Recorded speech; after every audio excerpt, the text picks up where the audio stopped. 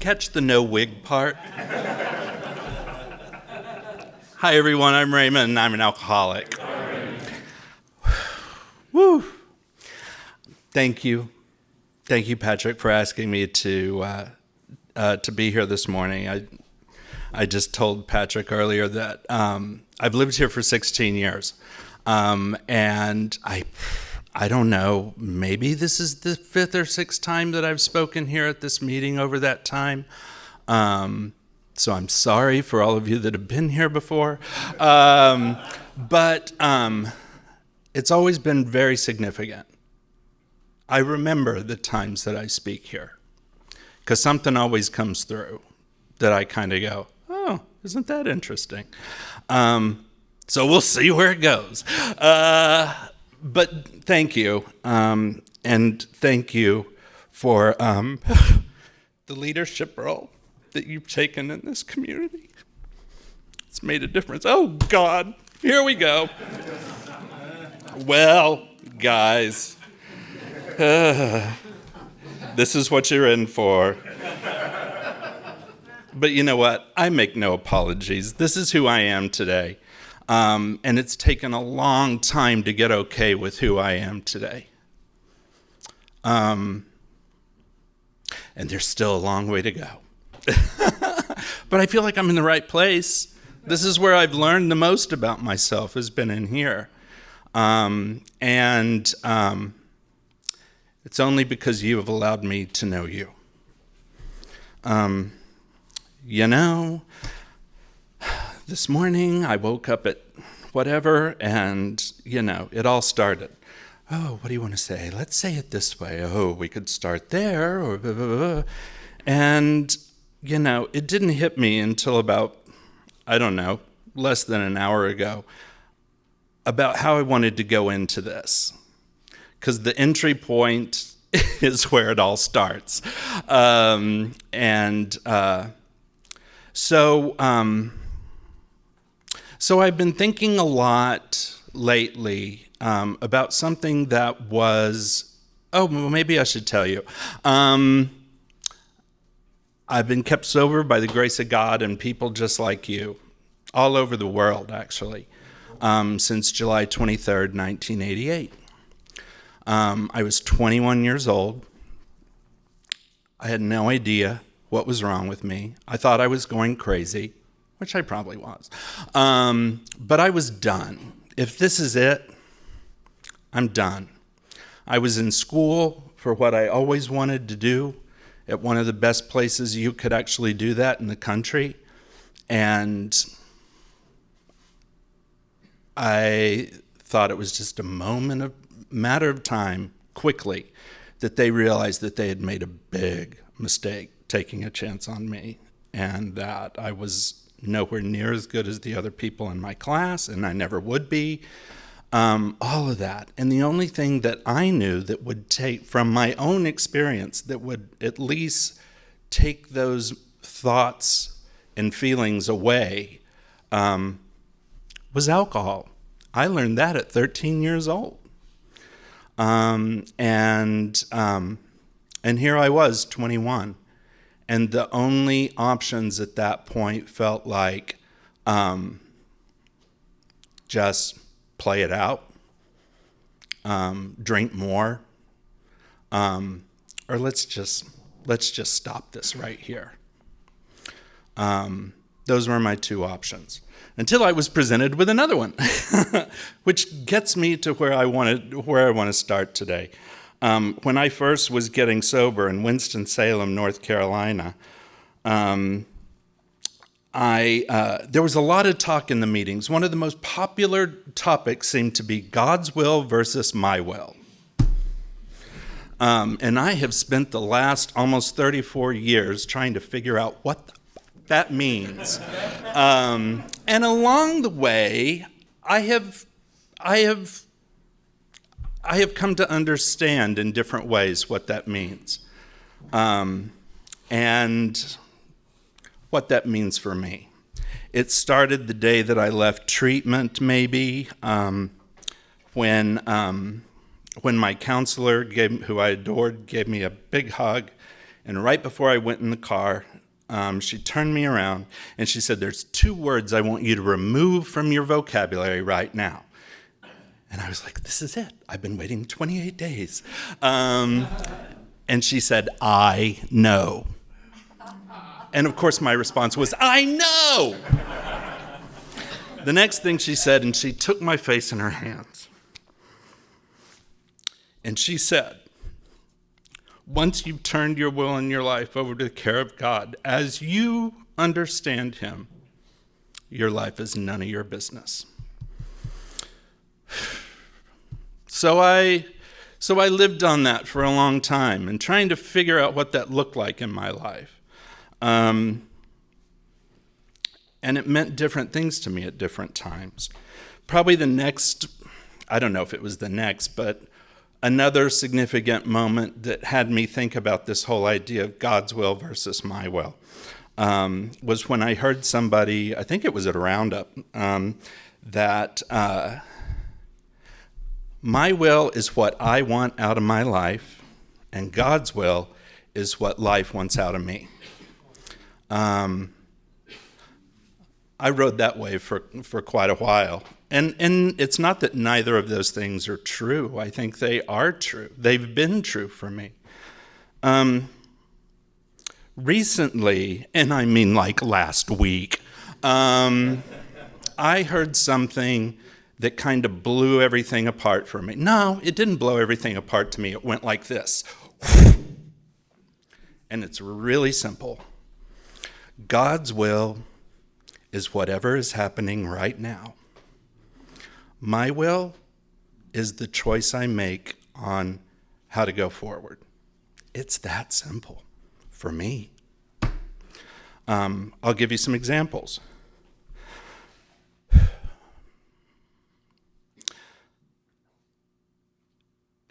God's will was that I was at my grandfather's 80th birthday when I was 13 years old. And the cocktail waitress came around to all of us. I was with my cousins who are much older than me and asked me what I wanted to drink. And they had all ordered scotch, so I ordered scotch. That was a choice. And that choice led me to the next opportunity that God's will presented to me to make the next choice.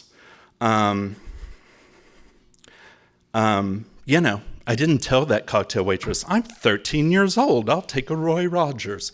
No, that wasn't my will at the time. So that was, I see that was a pretty big moment of choice. I could go on like that, basically. But another moment when I was reaching towards the end of my drinking, there was a choice. I'm just not going to explain it like that. Basically, I was shown who I was right at that moment. And I was given a choice to either do something different or just let's see how it plays out. Really, the same opportunity I'm given at any moment, And this time I chose to listen. I was miserable. I was spending the summer in Winston-Salem, North Carolina, in an upstairs apartment with no air conditioning, wondering why I was so miserable. And I called my dad, who was about 11 years sober at this point, and his solution was for me. He said, "Raymond, just go buy an air conditioner. I'll pay for it. Go get a window unit." That was his solution to my misery, to why I couldn't get off the couch, to why I felt sorry for myself because no one was calling or coming over, and yet when somebody would knock on the door or the phone would ring, I was paralyzed with fear to answer it. So I went and got an air conditioner, and I went, plugged it in, and sat there for a minute and felt the cool air, and then I called Dad, and I was like, "Okay, well, I got an air conditioner," and he said, well, I bet you feel better, don't you? And I was like, well, now I'm just kind of cold and miserable. But that was his solution at 11 years sober. And then something else told me, call Cynthia Patterson, who was a very dear friend of ours in recovery. And you know how that is. They become family, even to the kids. You know, Cynthia was part of my family. And she was the head of the council on alcoholism in my hometown of Amarillo, Texas. I know, don't be jealous. So I called Cynthia, and she said, you know, Keith Lewis is close to you, isn't he? He's in North Carolina. Isn't he in Fayetteville? I was like, yeah. And she goes, why don't you call Keith? And I was like, okay. She gave me his number. I called him. I knew Keith well because he, too, had become part of our family. And he heard it. He heard my voice. And he said, how soon can you get here? And I said, well, you know, my job, you know, because that summer everybody in my family had died, you know. My grandmother died. I have to go back to Amarillo, drunk on the couch. You know, so I thought, well, maybe somebody else could die and I could go see Keith. So I called my job and I said, you know, I can't work this weekend. And they were like, oh, okay. So I got in the car and the night before I left, I called my friend who was in my class, the only other person that I really knew that was staying in town that summer. And I said, why don't you come over after work? And she was like, great, okay. She was waiting tables. And so I couldn't really wait for her to get through with her shift. So and she was the one who just reminded me of this, like in the last year, that I had already started a blender full of margaritas and was pouring the last of that when she showed up. So of course I had to make another one. And she had brought a bottle of white wine, of red wine, Merlot, I remember, which had actually been the first thing that I had gotten really drunk on when I was 13. And it had always been like, no, red wine, it's not for me. But it was for me that night, and because she brought it and it was there. So we drank all of that. I still wasn't drunk. Had to go somewhere and buy a 6-pack of beer, and drank that and finally passed out, which had become my routine. And the next morning, I got up, threw some things in a bag, and I drove to Fayetteville, North Carolina to see Keith, and that was July 23rd, 1988. Now, I had no intention of that being my last drink. I didn't even know that was the problem. So a few days later, I was spending time with Keith, and he was just so lovely. He just loved me and fed me. And one night I came in, one afternoon I came in, and I'm just done. I'm just so done.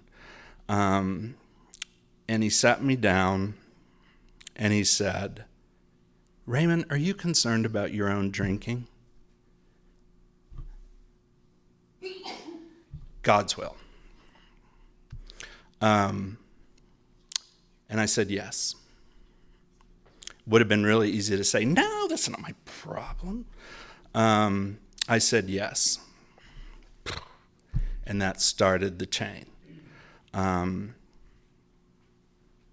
So I don't want you to get the impression, or it's not what I mean, that if I had made that different choice, that God would have been like, see ya, you're on your own for the rest of your life. No, God would have just presented me with another opportunity to make a different choice in those circumstances. So I did. Went to treatment, blah, blah, blah. Did all that. Went back to Winston-Salem. I thought they were going to send me back to Amarillo. to, go to AA, blah, blah, blah. But they also knew that I would just be a little AA puppy because I knew everyone. And they would coddle me. And they said, nope, you're going right back to school. And you're going to find a sponsor, you're going to go to meetings, and you're going to either do this thing or not. It's up to you. So I did. I'm a good little boy. So I went home, went to a meeting that first night, and I walked into this meeting. I had my button-down shirt, and I had a big book in my hand. And the woman who was chairing the meeting, this lovely woman who I'd never seen before, she led the meeting, and afterwards she came over to me and introduced herself and asked, she said, "Are you a student here?" And I said, "Yes." And she said, "At Wake Forest?" I kind of look like it.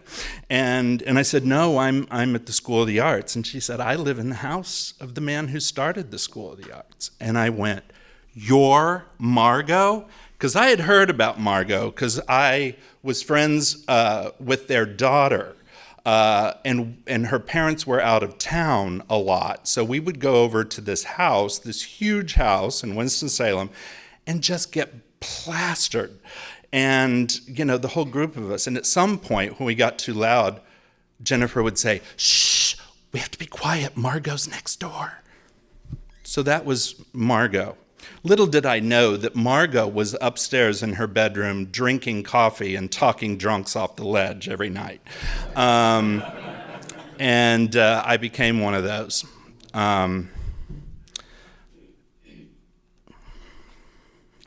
Margot presented. My choice. Give her a call. And that was it. There's just so much. I was there. I somehow managed to get through that second year of school while trying to go to get sober, and I did.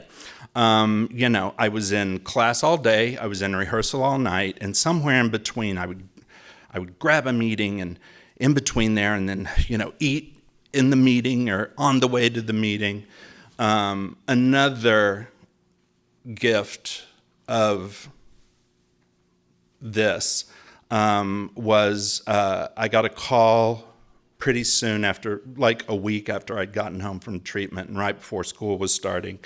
And the guidance counselor who I'd gone to at school and said, "I'm sober now, so I am here to get other people sober here on this crazy arts campus that nobody wanted to get sober." They were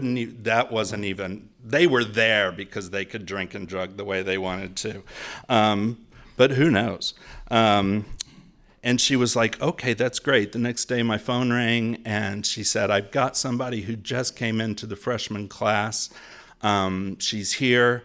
And can I give her your number?" Or she said she gave me the permission to give me your number.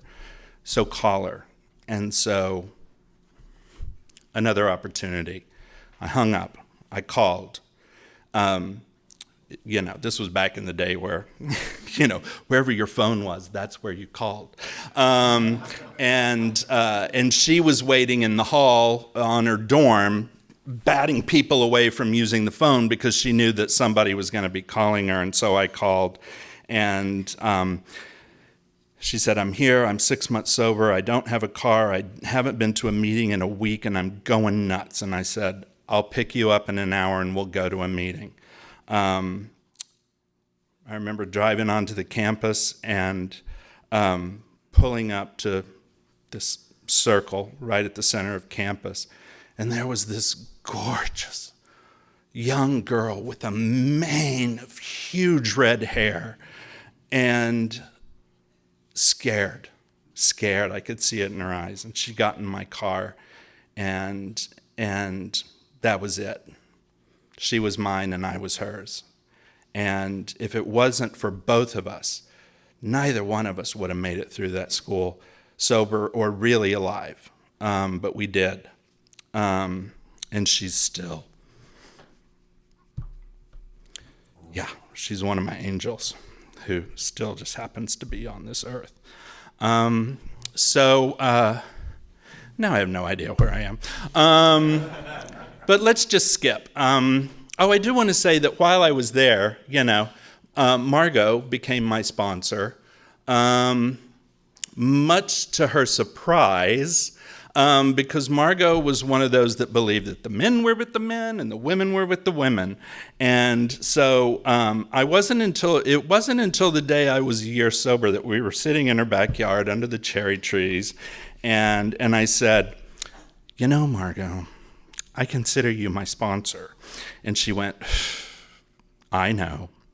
She goes, but I'm glad it worked out the way it did, because had you asked me at the first, I probably would have said no.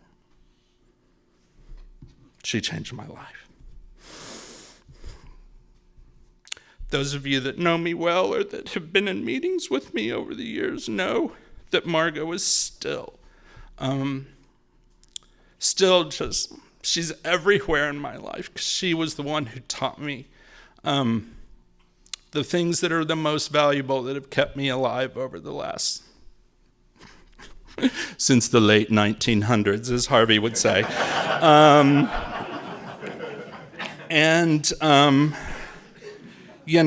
Just one of those people, just one of the many people that have showed up in my life, in this program and outside of this program.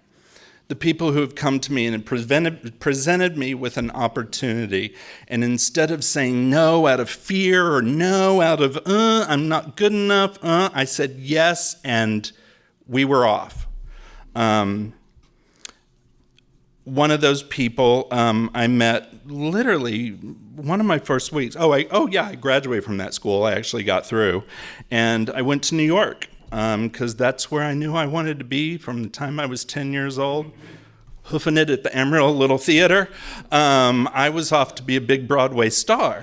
My will. So I showed up in New York, and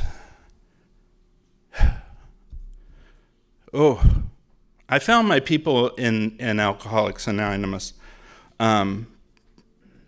And a lot of angels, but it was in New York where Margot's work would kind of pick up for me and shoot it into the universe. I showed up at Lambda on the Upper West Side, 3 years sober. I wanted them to know me so well, and I wanted them to know that I was 3 years sober and I wasn't a newcomer, And they were so great. They just took me in, and they became my family. It's interesting. After I'd been there just probably less than a week, I asked this man to be my temporary sponsor. Didn't want to commit. Didn't want to push him. And he did. And a few days later, he called me and he said, "Hey, we're taking a meeting up to Frank's room." His sponsor, Frank, was up in St. Vincent's, advanced AIDS. And so I was kind of like, "Oh, that sounds maudlin." He said, "We're taking a meeting up to Frank." And I was like, "Oh, okay." I didn't have anything else to do. And I was like, "Oh, okay." So I showed up. I recognized a few of the men that were in that room from Lambda. And there was something in that room. We were walking down the hall. And there was just so much pain and suffering that you could it was palpable. And then we opened the door to Frank's room, and there was laughter, and there were balloons, and there was Frank all withered with these huge eyes and this huge smile. And the meeting went on, and people were all sharing their gratitude. I learned that day that Frank was one of the people who started the Lambda West group on the Upper West Side. So there were a handful of us. I felt very privileged to have been asked to be there. And one of the guys, Adam,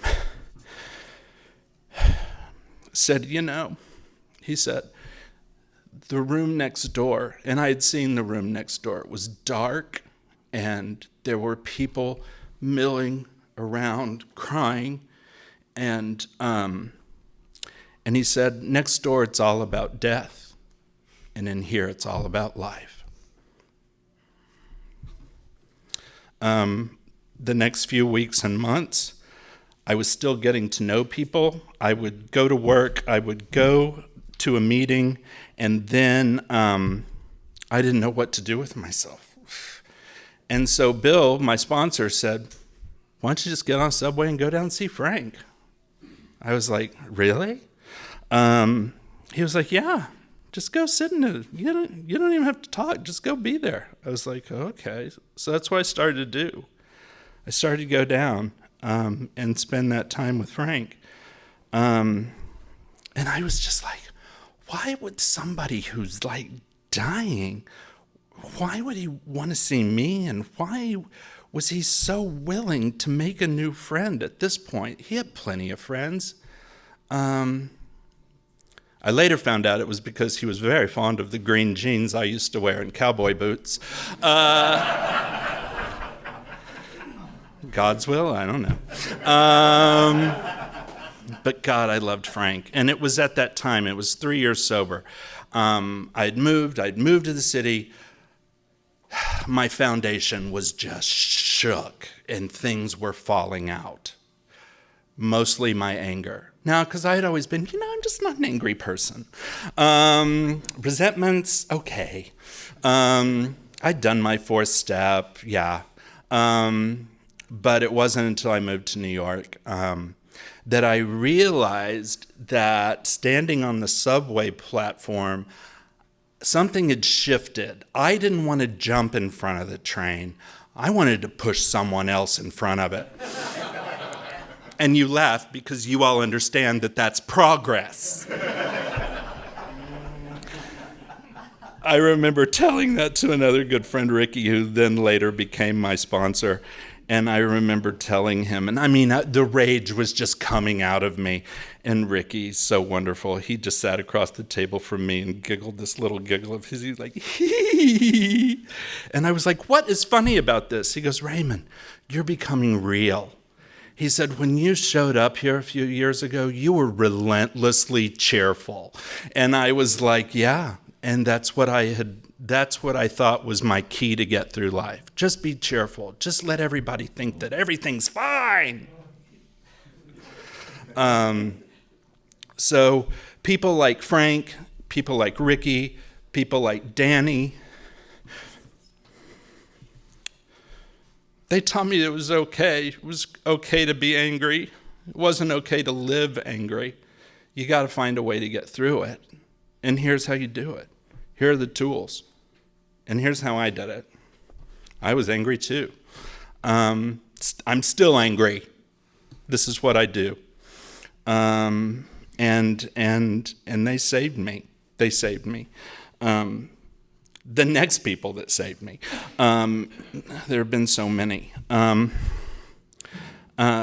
So let's get back to that my will part, my big Broadway dream. It all came true. Every single bit of it, just not the way that I thought it would. I went to work for an organization because I'd been waiting tables one summer and I was just done. And I ran into my friend Tom at a meeting one night and I said, do you guys need help at the office? He goes, God, do we? 2 organizations had just merged, Broadway Cares and Equity Fights AIDS. And they had merged and things were blowing up in like the best possible way. People were just clamoring to do something about the people that were dancing with them one night on Broadway and dead the next day. So I said, is there anything I can do? And he goes, yeah, we need people in the merchandising department. So I went, showed up, and went to see on a Sunday morning this woman who was sitting there at her desk. And I walked in, and I said, are you Yolanda? And she went, you mean Yvonne? And I went, yeah. She goes, sit your little ass down, let's talk. I was like, okay. So I sat there and talked to her and all that. And she goes, well, why don't you come back in the morning? We'll see how it goes. I just talked to Yvonne the other day. Yvonne became my New York mother. And my living mother knew that. And she was fine with it. In fact, one day we were at lunch one time when she was visiting me and Mom and Yvonne, and she goes, Yvonne, he's my son, but I'll let you have half of him. So Yvonne's one of my earthly moms now. And the only reason, we laugh, the only reason that she hired me that day is because I had clean fingernails. Well, so there you go. But that started my journey there at Broadway Cares. That was 1993. Opportunities would present, and I'd say, I'll do it.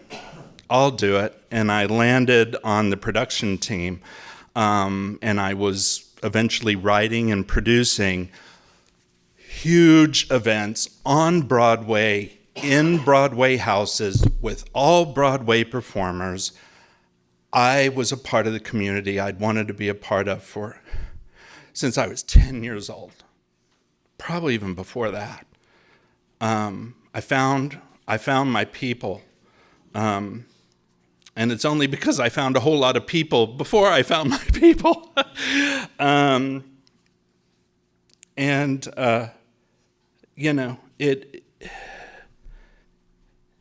It was so meaningful to go to work every day. It wasn't like I loved the work every day, but God, I loved the people.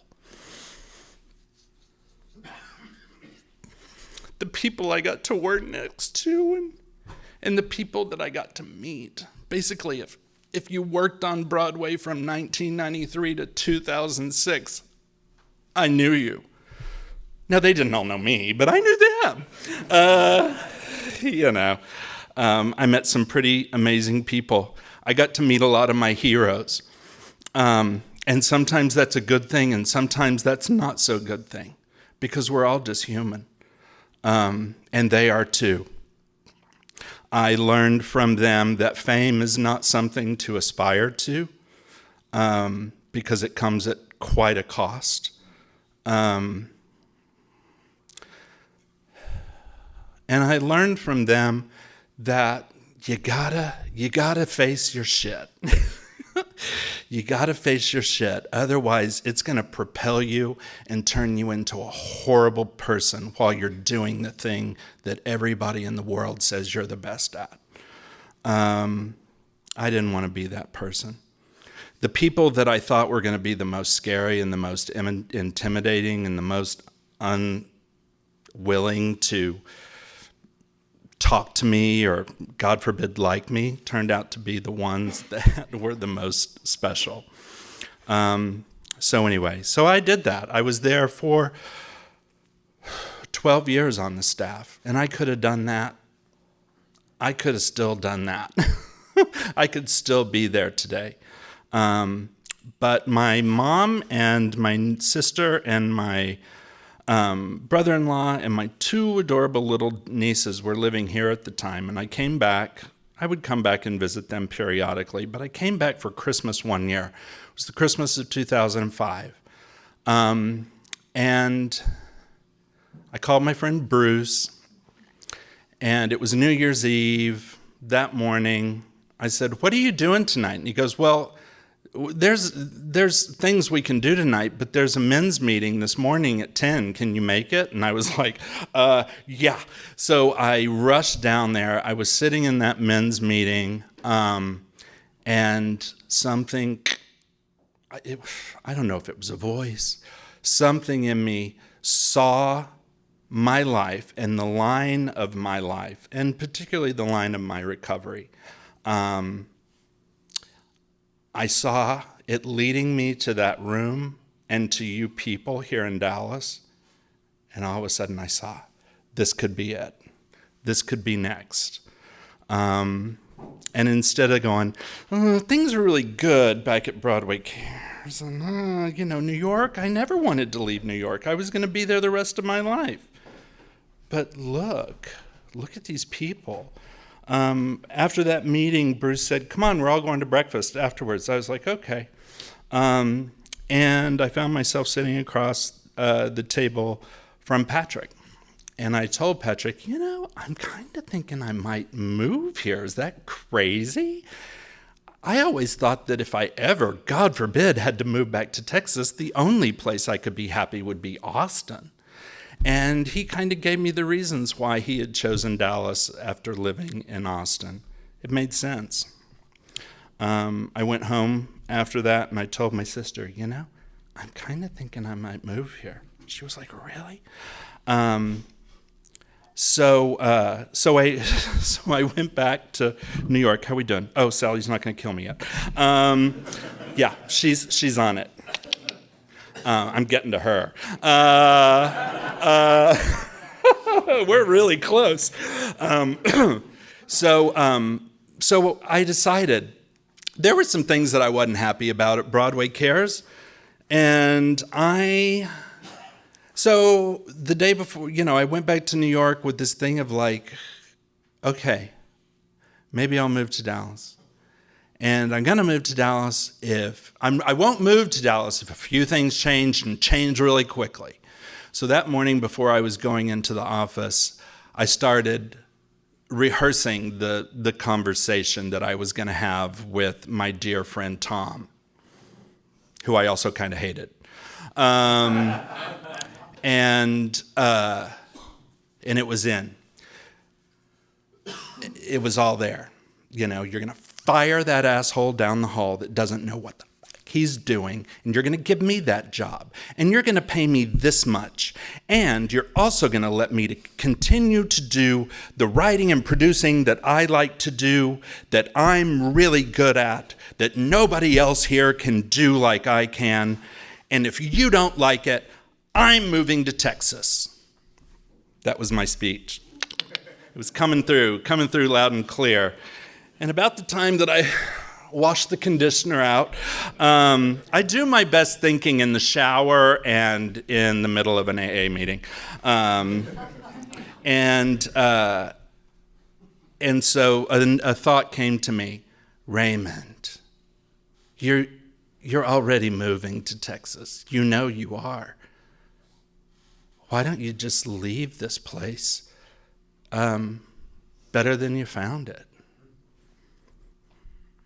So I walked into the office that morning and went and put my stuff down back in my office, and I just kind of slowly walked over to Tom's office and I said, hey, can you talk? He goes, yeah, sure, come on in. And I went in and I shut the door, and he said, oh, it's one of those kind of talks. And I went, yeah, it is. And he said, okay, well, what's going on? And I said, I just want to thank you.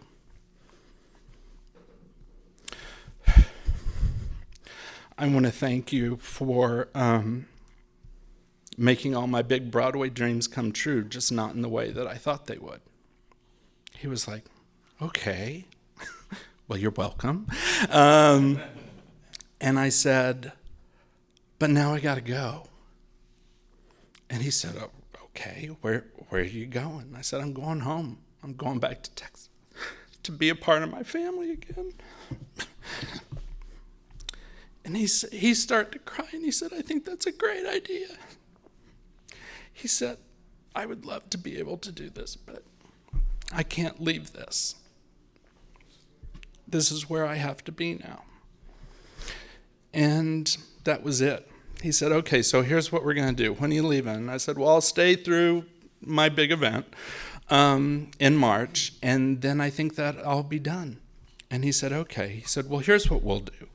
We're going to pay your insurance through the end of the year. It was January. He said, we'll pay your insurance through the end of the year. If you get there and I didn't have a job. He goes, so we'll bring you back. Like 2 weeks later, he said, we'll go get settled. We'll bring you back. You can, write and do what you always do on the Easter bonnet competition. And then he said, and then if you're available in the fall, we'll bring you back for a Gypsy of the Year. And you can do the same thing. I did that for 2 years. I did those four events for the next 2 years from Dallas. And there, they brought me up. They put me up, and I got to do the thing that I loved more than anything. The job that I loved more than anything. I know. In between and all around this were these things, which I worked to the best of my ability. But I have to say that a lot of them were theoretical, like good ideas.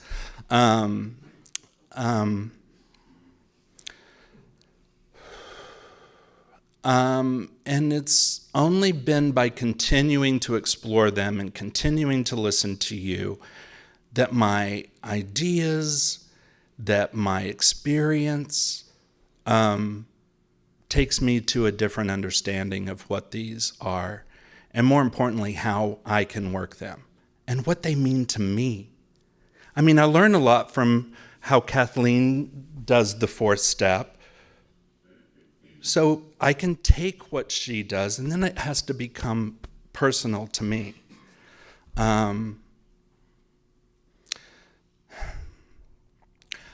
I want to say this past year has been huge. I mean, God, every year is huge, but this one, something happened. I went to this thing because I thought I should go. And at that thing, I saw a presentation from this man who was presenting meditation and mindfulness practice.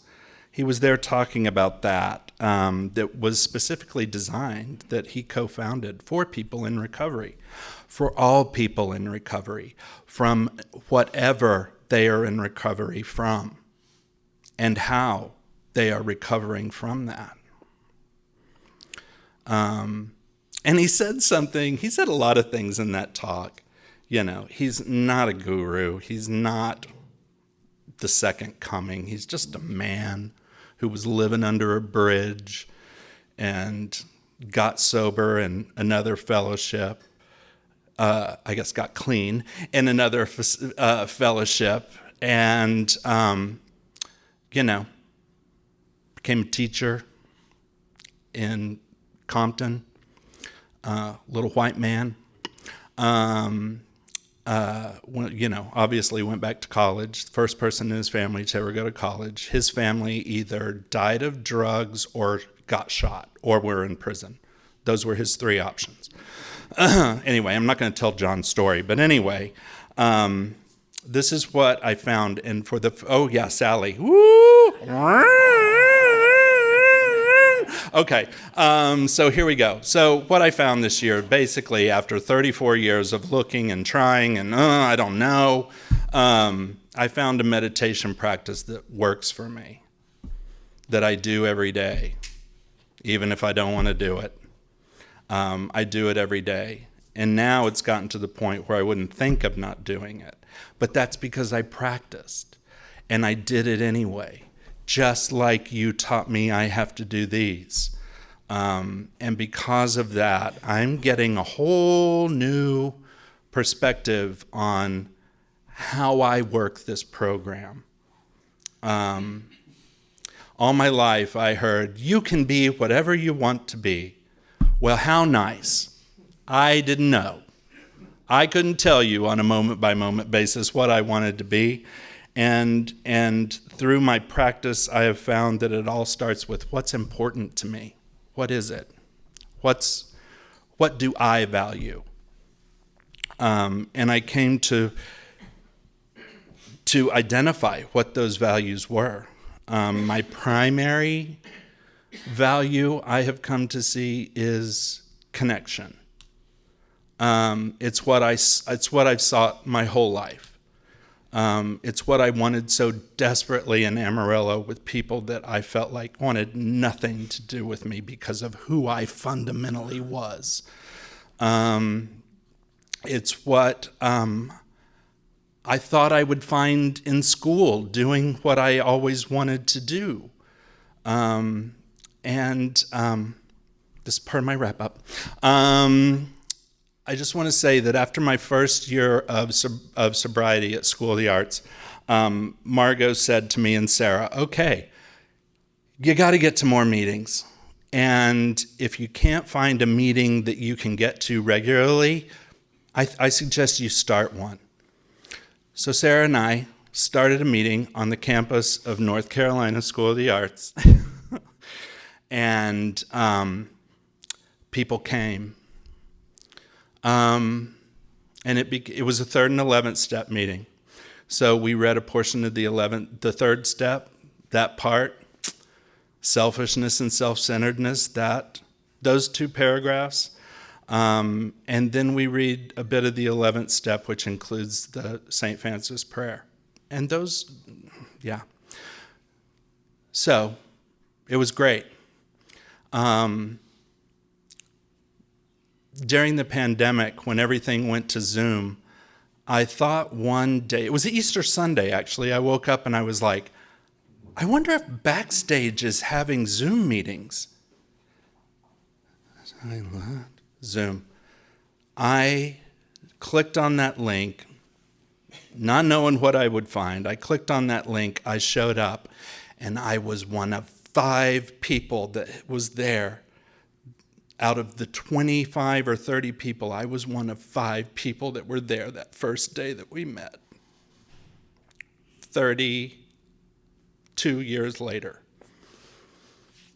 And so that's where I am on Sundays ever since for the last 2.5 years. I'm sitting at my computer with all the people that have taught me so much over the years and all the people that are teaching me so much now. Who've come in since then. That's not me. That's not me. I got a message through Margot, and Sarah and I could have said, "Ugh, that's too much work. Ugh, coffee at 10 o'clock, making coffee at 9:30, But we said, okay. And now that meeting is still going, and now that meeting saved me during COVID. That's not me. My dad, I'm just going to finish. My dad was 34 years sober when I was holding his hand when he left. And one of the things that I have taken from him was something that he said often, but I remember in a specific conversation, he said, Raymond, our lives have meanings, our lives have reasons and purposes.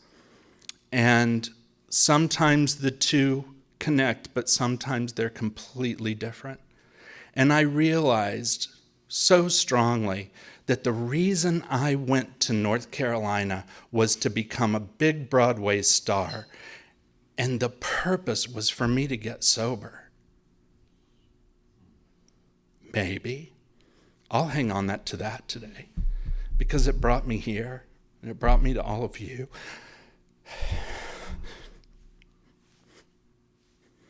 Thank you, and thank you.